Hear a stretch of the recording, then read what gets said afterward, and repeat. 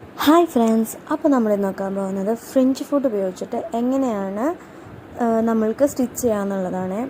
അപ്പോൾ ഈ ഫുഡിനെ കുറിച്ച് പറയുകയാണെങ്കിൽ നമ്മൾക്ക് ഇങ്ങനെയാണ് ഈ ഫുഡ് വരുന്നത്. ഇതിൽ ഈ ഒരു പോർഷൻ നമ്മൾ മെഷീനിലേക്ക് സെറ്റ് ചെയ്യും. പിന്നെ ഒരു നടുക്കൊരു ഡിവൈഡർ പോലെ വരുന്നുണ്ട്.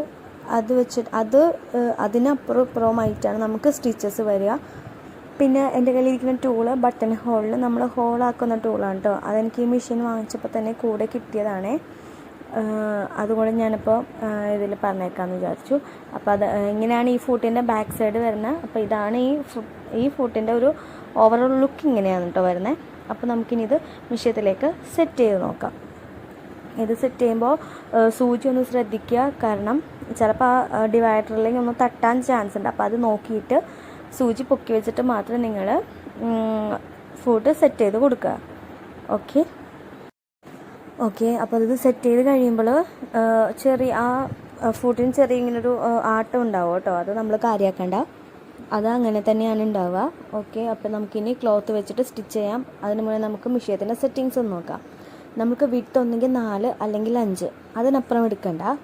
പിന്നെ നമ്മൾ ലെങ്ത്ത് വരുന്നത് 0ക്ക് ഏറ്റവും കുറഞ്ഞിട്ട് നോക്കിയെടുക്കുക. 0ക്ക് ആ ഡാഷിനിടയിൽ വരുന്ന പോലെ തന്നെ. സെലക്ടർ എപ്പോഴും സിക്സാക്ക് തന്നെ എടുക്കുക, അല്ലെന്നാണെങ്കിൽ സൂചി ഒടിഞ്ഞു പോകും. ഓക്കെ. പിന്നെ നമ്മൾ ടെൻഷൻ നമുക്ക് വരുന്നത് 4 തന്നെയാണ്. നോർമൽ ടെൻഷനാണ് കേട്ടോ ഞാൻ എടുത്തിരിക്കുന്നത്. ഇനി നമുക്ക് ആദ്യം തന്നെ സ്റ്റിച്ച് ചെയ്യാൻ പോകുമ്പോൾ ആദ്യം നമ്മൾ സ്വയം കൈ വെച്ച് തന്നെ ഒന്ന് കറക്കി നോക്കുക.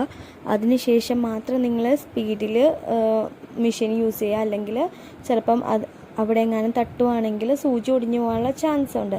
ഞാൻ ആദ്യം തന്നെ വീല് പതിയെ കറക്കി നോക്കി. ഓക്കെ, സൂചി അതിൽ മുട്ടുന്നില്ല എന്ന് ഉറപ്പാക്കിയതിന് ശേഷമാണ് കേട്ടോ തയ്ച്ച് തുടങ്ങുന്നത്. അപ്പോൾ അതുപോലെ തന്നെ നിങ്ങൾക്കിപ്പോൾ വീഡിയോ നോക്കിയാൽ മനസ്സിലാവും. അപ്പോൾ അതുപോലെ തന്നെ നിങ്ങൾ ചെയ്യുക. എന്നിട്ട് നമുക്ക് സ്റ്റിച്ച് ചെയ്ത് പോവാം. പിന്നെ ഈ തുണിയുടെ അടിയിൽ ഞാൻ ക്യാൻവാസ് വെച്ചിട്ടുണ്ട് കേട്ടോ. എൻ്റെ ക്യാൻവാസ് പഴയതായിരുന്നു, കാരണം ഒരു ഉപകാരം ഉണ്ടായിരുന്നില്ല വെച്ചിട്ടെങ്കിലും ഞാനത് ജസ്റ്റ് ഒരു പിടുത്തം കിട്ടാൻ വേണ്ടി വെച്ചാണ്. അപ്പോൾ നല്ല ക്യാൻവാസോടെ അയൺ ചെയ്തിട്ട് വെക്കുകയാണെങ്കിൽ നല്ലത്. ഞാൻ ജസ്റ്റ് വെറുതെ ഒരു പേപ്പർ പോലെ ഇങ്ങനെ വെച്ചെന്നുള്ളൂ. അപ്പോൾ അങ്ങനെയൊക്കെ വെച്ചിട്ട് ചെയ്യുമ്പോൾ നല്ലതായിരിക്കും. ഇതൊരു ഡെക്കറേറ്റീവ് സ്റ്റിച്ചാണ്. നമ്മൾ സ്ലീവ്സിനും അങ്ങനെ കുട്ടികളുടെ ഉടുപ്പിനൊക്കെ നമുക്ക് ചെയ്യാൻ പറ്റിയൊരു ഡെക്കറേറ്റീവ് സ്റ്റിച്ചാണിത്. അപ്പോൾ വീഡിയോ എല്ലാവർക്കും യൂസ്ഫുൾ ആണെങ്കിൽ, ഇഷ്ടമായെങ്കിൽ ലൈക്ക് ചെയ്യണം, ഷെയർ ചെയ്യണം, ചാനലൊന്ന് സബ്സ്ക്രൈബ് ചെയ്ത് സപ്പോർട്ട് കൂടെ ചെയ്യണം കേട്ടോ. ഇഷ്ടമെങ്കിൽ കമൻറ്റ് ചെയ്യാനും മറക്കരുതേ. അപ്പോൾ ഇതാ സ്റ്റിച്ച് ചെയ്ത് കഴിയുമ്പോൾ നമുക്ക് ഇങ്ങനെയാണ് വരുന്നത്. ഒരു ലൂപ്പ് മോഡലാണ് ഇത് വരുന്നത്. അപ്പോൾ ഞാനൊരു ലീഫ് പോലെ ചെയ്തിട്ട് അതിലൊന്ന് ചെയ്ത് വെക്കാമെന്ന് കരുതി. അപ്പോൾ അതാ ഇങ്ങനെ സ്റ്റിച്ച് ചെയ്ത് വരികയാണ്. അപ്പോൾ എൻ്റെ അടിനൂല് തോന്നപ്പോൾ ഞാൻ ഒരു ഓറഞ്ച് ഷെയ്ഡ് എടുത്തിട്ട് ചെയ്ത് നോക്കിയതാണ്. അതാണ് ആ ഓറഞ്ച് ഷെയ്ഡായിട്ട് ഇങ്ങനെ കാണുന്നത്. ഇത് നല്ല സ്റ്റിച്ചാണ്. അപ്പോൾ എല്ലാവരും ഒന്ന് ട്രൈ ചെയ്ത് നോക്കുക. ഇങ്ങനെ പ്രൊസസർ ഫുഡിൻ്റെ കിറ്റൊക്കെ വാങ്ങിച്ചിട്ട് വെറുതെ ഇരിക്കുകയാണെങ്കിൽ ഒന്ന് ട്രൈ ചെയ്ത് നോക്കുക. പിന്നെ നമ്മൾ ഇതിൽ ശ്രദ്ധിക്കേണ്ട വേറൊരു കാര്യം എന്ന് പറയുമ്പോൾ, നമ്മൾ വിഡ്ത്ത് സെലക്ട് ചെയ്യുമ്പോഴത്തേനും 5, 4 അതിനപ്പുറം സെലക്ട് ചെയ്ത് 3, 2 ആകുമ്പോഴത്തേനും സൂചി ഒടിഞ്ഞു പോകാനുള്ള ചാൻസ് ഭയങ്കര കൂടുതലാണ്. അപ്പോൾ അത് ഞാനിവിടെ 3 എടുക്കുമ്പോഴത്തേനും സ്റ്റിച്ച് ചെയ്യാൻ പറ്റാണ്ട് പിന്നെ ഞാനത് നിർത്തുന്നുണ്ട്. അപ്പോൾ നിങ്ങൾ 3 എടുത്താൽ റെഡി ആവില്ല. 4, 5 നിങ്ങൾക്ക് എടുക്കാം. പിന്നെ ലെങ്ത്ത് ഏറ്റവും കുറഞ്ഞതിൽ തന്നെ വെക്കാൻ ശ്രദ്ധിക്കുക. പിന്നെ വലിക്കാതെ പതിയെ സ്റ്റിച്ച് ചെയ്ത് കൊടുക്കുക.